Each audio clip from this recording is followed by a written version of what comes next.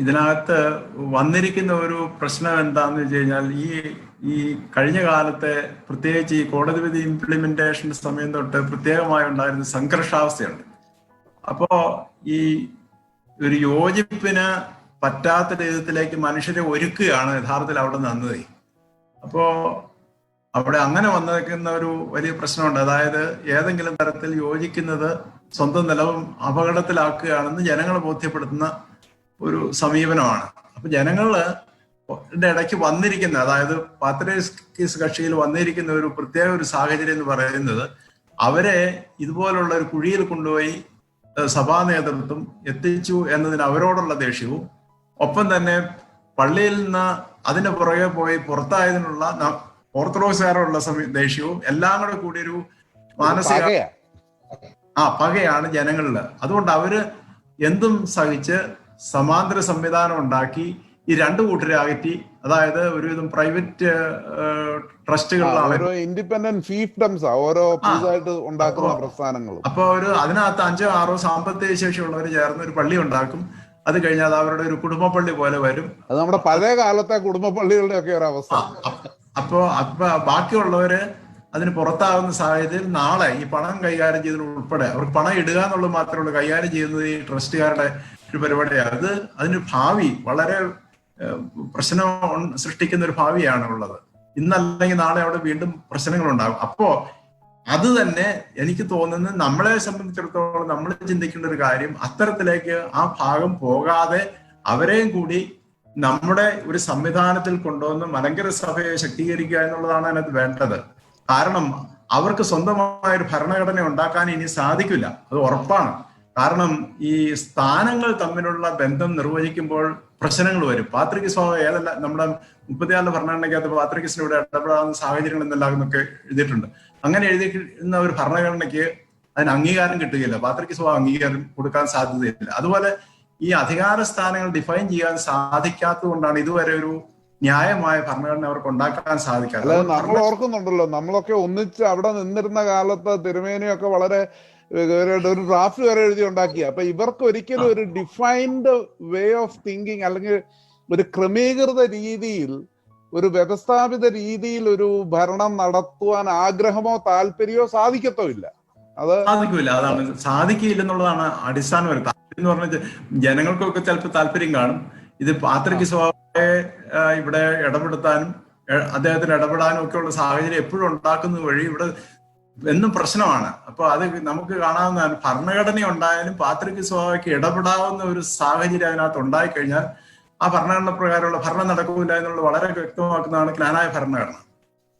അവരുടെ ഇടയ്ക്ക് പാത്രിക ഇടപെട്ട് പ്രശ്നം ഉണ്ടാകുന്നത് അതുകൊണ്ട് തന്നെയാണ്. അതുകൊണ്ട് പാത്രിക സ്വഭാവയ്ക്ക് നമ്മൾ ഈ സഭാ പശ്ചാത്തലത്തിന്റെ ചരിത്രത്തിന്റെ ഭാഗത്തിൽ അദ്ദേഹത്തിനെ ആദരിച്ചുകൊണ്ട് സ്വതന്ത്രമായി പ്രവർത്തിക്കുന്ന ഒരു സംവിധാനമാണ് ഇവിടെ ആവശ്യം. അതേ നടക്കുകയുള്ളൂ, അല്ലെങ്കിൽ ഇവിടെ വീണ്ടും ഇടപെടലുണ്ടാകും. അപ്പൊ പാത്രിക സ്വഭാവം ഉള്ളത് കൊണ്ട് കുഴപ്പമില്ല, പക്ഷെ അദ്ദേഹത്തിന് ഇവിടെ പ്രവർത്തിക്കാനുള്ള സ്പേസ്, അദ്ദേഹത്തിന് സ്വതന്ത്രമായി ഇടപെടാനുള്ള സ്പേസ് ഉണ്ടാകരുത്. മാത്രമല്ല ഇടപെടിക്കാനുള്ള ഒരു സാഹചര്യം ഉണ്ടാകരുത്.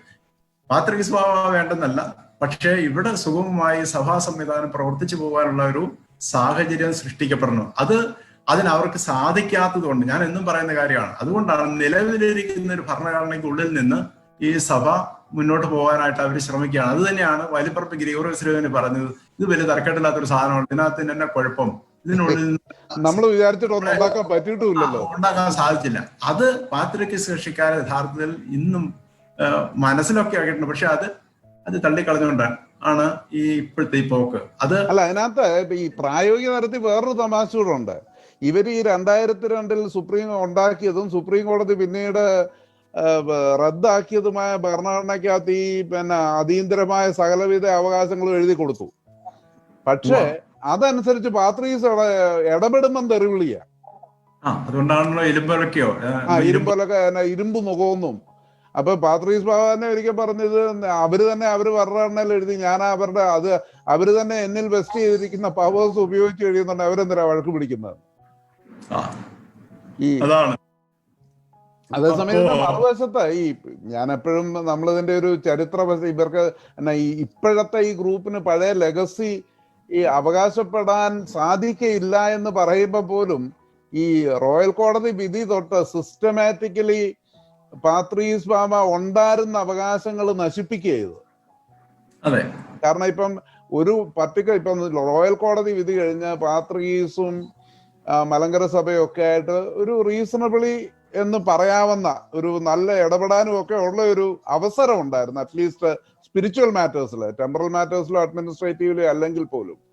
എന്നാല് ഈ ഈവൻ 2012 പുതിയ കാതോലിക്കേറ്റ് എസ്റ്റാബ്ലിഷ് ചെയ്തു വന്നിട്ട് പോലും ഈ കേസും കൊണ്ട് കൊടുക്കുന്ന പാത്രീസ് കക്ഷിയാ. കാര്യം അത് വാദിയായിട്ട് അതുകൊണ്ട് അവസാനം സുപ്രീം കോടതി വരെ പോയി ഒരു കൽപ്പന ഓർഡർ മേടിച്ചു വെച്ചു, റീച്ച് എ വാനിഷിംഗ് പോയിന്റ്.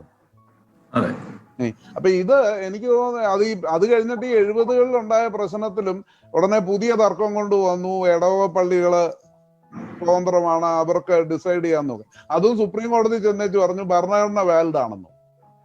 അത് ഈ 2017 ആണെങ്കിലും ഇവര് അപ്പീലും കൊണ്ട് സുപ്രീം കോടതി പോയച്ച് ഈ 95 വിധിയിൽ ഉണ്ടായിരുന്ന ചില ഒരു ആംബിഗ്വിറ്റീസ് ഉണ്ടായിരുന്നു, ഈ വ്യക്തത കുറവ്.